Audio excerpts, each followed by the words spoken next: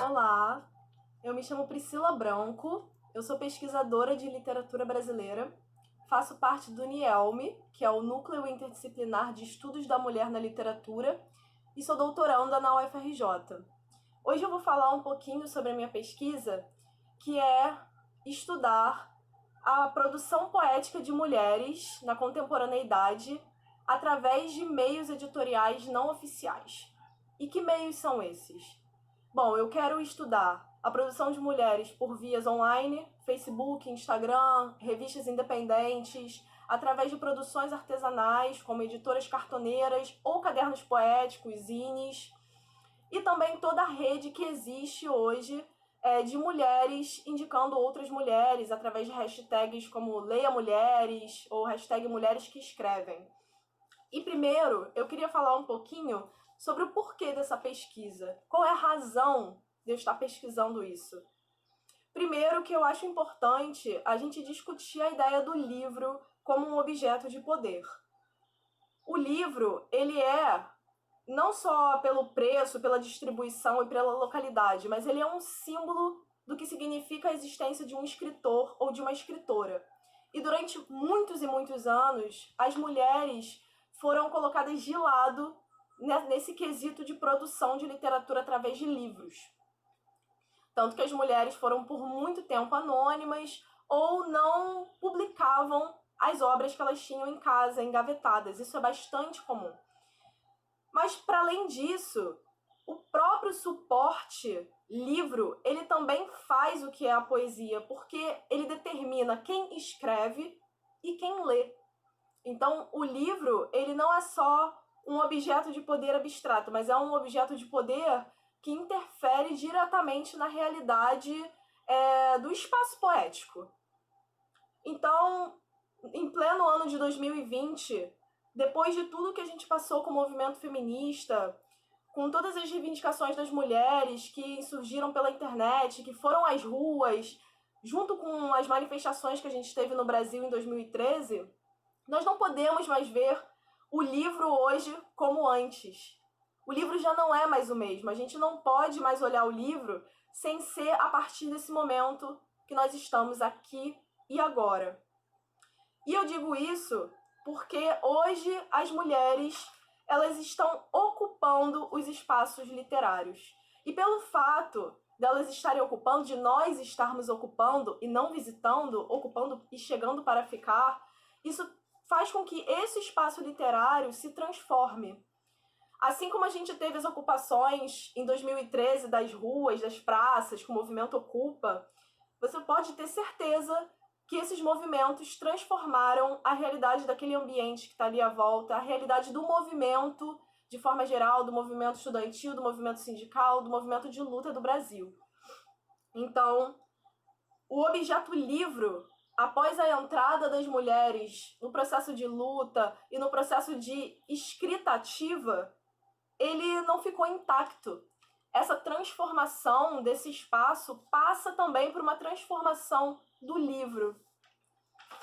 Então, essa entrada e ocupação das mulheres na área literária, e eu não estou falando sobre a publicação através de editoras, mas a publicação de mulheres através de blogs, Instagram, através de revistas online, de organizações próprias, as mulheres estão transformando em outra coisa o espaço literário antes existente. E com isso, o livro junto.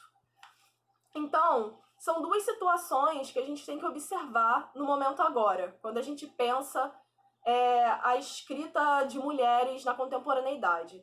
O primeiro é o processo de reinvenção do livro.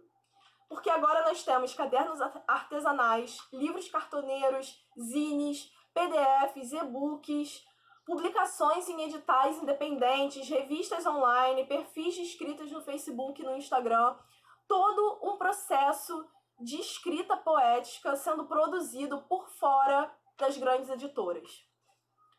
Ou seja, as mulheres estão construindo um novo espaço de produção, de divulgação e de chegada ao leitor por fora do objeto livro. Nós estamos reinventando o livro hoje em 2020. E, segundo lugar, a criação de uma rede de apoio e divulgação de escritoras. Porque, diferente dos homens poetas, que têm suas referências e eles têm pais literários, as mulheres não têm muito isso. Mas não temos isso e criamos redes de apoio, criamos nossas próprias referências que estão vivas aqui e agora. As nossas referências são mulheres que estão lado a lado com a gente, escrevendo e produzindo. E essa rede de apoio ela se dá através das hashtags Leia Mulheres, Mulheres que Escrevem, através de editais independentes organizados por mulheres para selecionar mulheres, através de informação oral ou digital, no caso de uma mulher passando para outra uma indicação de uma mulher poeta. Então, todo esse processo de recriação do espaço literário, ele está se dando através da produção das mulheres. Então, quando a gente pensa esse novo espaço literário, a gente pode, ao mesmo tempo, voltar a pensar o que significa a poesia contemporânea hoje. Porque muito se pensa e se debate sobre o que há de comum na poesia, o que faz a poesia escrita hoje ter identificação um poema com outro, de um autor com outro. E a gente nunca chega a conclusão nenhuma. É sempre pensar, poxa, mas esse autor aqui tem um tema completamente diferente desse. A forma estética desse poema não tem absolutamente nada a ver com aquele. Nós não temos um fio condutor temático, um fio condutor estético dentro da poesia contemporânea hoje. Porém, nós temos um fio condutor de mudança do suporte. Talvez a poesia contemporânea, o que unifique toda a poesia contemporânea hoje, é essa transformação do suporte. É a entrada e a ocupação do espaço literário pelas mulheres, transformando em outra coisa, mudando o suporte principal e recriando uma rede viva de apoio entre mulheres. E não estamos falando, como eu disse anteriormente, apenas de influências. É algo mais forte que isso, é uma rede de afetos entre mulheres, que é também, além de um ato poético, um ato político. Um ato consciente de escrita e de leitura entre as mulheres.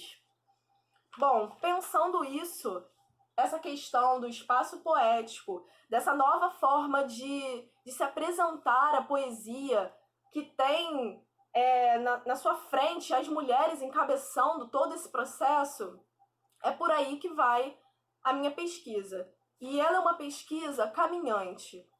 Eu pretendo fazer essa pesquisa com um trabalho de campo, isso é, indo visitar as mulheres que estão fazendo esse tipo de produção, assim que passar essa situação toda de coronavírus, espero que passe logo. Mas enquanto isso não é possível, conversar com as mulheres através de videochamadas, conhecer os ateliês delas, ver todo o processo de produção e, junto com isso, também criar formas de divulgação da pesquisa, da crítica e da poesia. Então, junto com essa minha pesquisa acadêmica, eu também estou fazendo uma pesquisa ativa na internet. Eu criei um perfil no Instagram chamado Escrita Alternativa, que é para divulgar toda essa produção por fora dos meios editoriais oficiais e fazer, junto com isso, uma janela, né, de comunicação entre as pessoas que vão seguindo o perfil. E também tem uma conta no Instagram que eu criei para testar o alcance de uma poesia escrita por uma mulher, crônicas e poesia, para testar como que é o alcance de leitura e quem que me lê. E por enquanto o que eu tenho visto é que eu estou conseguindo um bom alcance e mulheres é que têm me lido, o que é um fator interessante. Bom, então eu queria apresentar alguns dos meus objetos de estudo que eu recolhi. Como eu disse no início, é uma pesquisa ainda bem recente, bem embrionária, então eu não tenho muito material ainda, mas a ideia é que eu vá recolhendo ao longo dos anos, no doutorado, material para formar essa rede e colocar para frente fisicamente esse projeto. Então, primeiro eu queria falar sobre a Mel Renault, que é uma poeta brasileira que faz esses cadernos poéticos. Esses cadernos, eles são completamente feitos à mão. Eu vou abrir um para mostrar para vocês. até o que está escrito dentro do caderno foi a Mel que fez. E isso aqui é uma edição do Pensamento Polaroid, que é um caderninho, uma zine, não sei exatamente como definir isso aqui, mas ela começou a produzir o Pensamento Polaroid há mais de 20 anos atrás. Ou seja, essa ideia de uma poeta brasileira que faz absolutamente tudo à mão veio antes das próprias editoras cartoneiras da Argentina em 2003. Então, é um trabalho que a Mel tem feito já há muitos anos. E uma coisa interessante é que eu posso sentir o cheiro dos cigarros que ela fumou ao fazer esses cadernos. Então, além de ser um processo de construção do livro com as suas próprias mãos, um livro diferenciado, um livro num novo espaço, é também uma construção de afeto entre pessoas vivas. Porque isso aqui, esse cheiro do cigarro que a Mel fumou escrevendo esses poemas está chegando até mim. Isso também faz parte da leitura que eu estou tendo da poesia da Mel nos seus cadernos. Além disso, eu queria mostrar esse trabalho da Rafaela Nogueira. Ela tem essa editora, que é a Paralelo 14 Sul. É uma editora cartoneira que ela mesma criou e que a sede é na casa dela. Então, ela produz essas capas de papelão, de cartão, e ela mesma faz os livros. Ela cola, ela imprime. Diferente dos cadernos poéticos da Mel, que são feitos à mão, a parte escrita também, a Mel que escreveu, os da Rafaela, ela imprime, mas é também uma forma de produção que sai desse livro como um objeto de poder, porque aqui é uma produção feita completamente pela Rafaela, na casa dela, e a venda e os leitores desse livro são formados a partir dos contatos da Rafaela e dessa rede que é criada entre mulheres. Como, por exemplo, eu já criei um grupo com a Mel e com a Rafa para elas pensarem algum tipo de produção conjunta. A Mel é lá de Minas e a Rafa é aqui do Rio de Janeiro. Bom, queria falar agora um pouco sobre a editora Ganesha Cartoneira, do Ari Pimentel. A Ganesha é uma editora cartoneira aqui do Rio de Janeiro, que a sede dela é na favela da Babilônia. E o Ari, o projeto dele é focar na publicação de mulheres e mulheres negras. Então, focando na questão não só de gênero, mas também na questão de raça, porque a ideia é dar voz para pessoas em situações de opressão. E junto com a editora cartoneira, no meio do ano, agora em 2020, a revista Toró, que é a revista que eu edito e faço curadoria também, que é uma revista independente, online, de arte e cultura. Junto com a editora cartoneira, nós fizemos um concurso, abrimos um edital para um concurso de poesia, literatura e fotografia. E nós tivemos mais de 60% de mulheres inscritas. Na verdade, foi quase 70% de mulheres em relação ao número de homens. Então, isso mostra como que as mulheres, elas estão com uma participação cada vez maior nesses processos que vão por fora do livro, mas que, indo por fora do livro, estão criando um novo ambiente, um novo espaço que já está sendo ocupado e que está crescendo.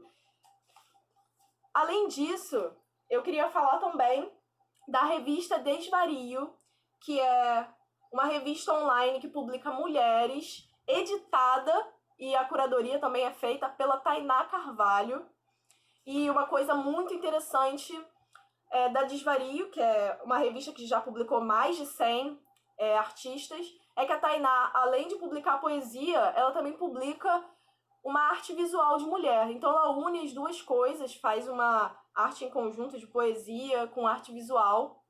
E foi através da Tainá que eu pude conhecer, por exemplo, a Mel Renault, e que eu estou conhecendo outras mulheres que estão produzindo esse tipo de trabalho. A Tainá Carvalho também está fazendo um edital para poetas sergipanas, um edital completamente online, independente, para poder divulgar e organizar as mulheres poetas do Sergipe, que é uma ideia incrível. Então, esse meu projeto de pesquisa está bem no início. Eu estou com muita vontade de continuar conhecendo cada vez mais a produção de mulheres por essa forma independente, por essa forma fora desses meios editoriais tradicionais, porque eu acho que a gente está criando um novo caminho dentro da literatura. A gente está falando com novas vozes, e isso está abrindo uma possibilidade da gente ter muitas coisas revolucionárias pela frente dentro do âmbito literário. E a ideia é que a minha pesquisa seja caminhante, ativa e também uma tentativa de desestabilizar um pouco toda essa ideia de pesquisa acadêmica, tentar trazer as vozes que não são escutadas para dentro da universidade e fazer esse debate de divulgação das mulheres. Muito obrigada.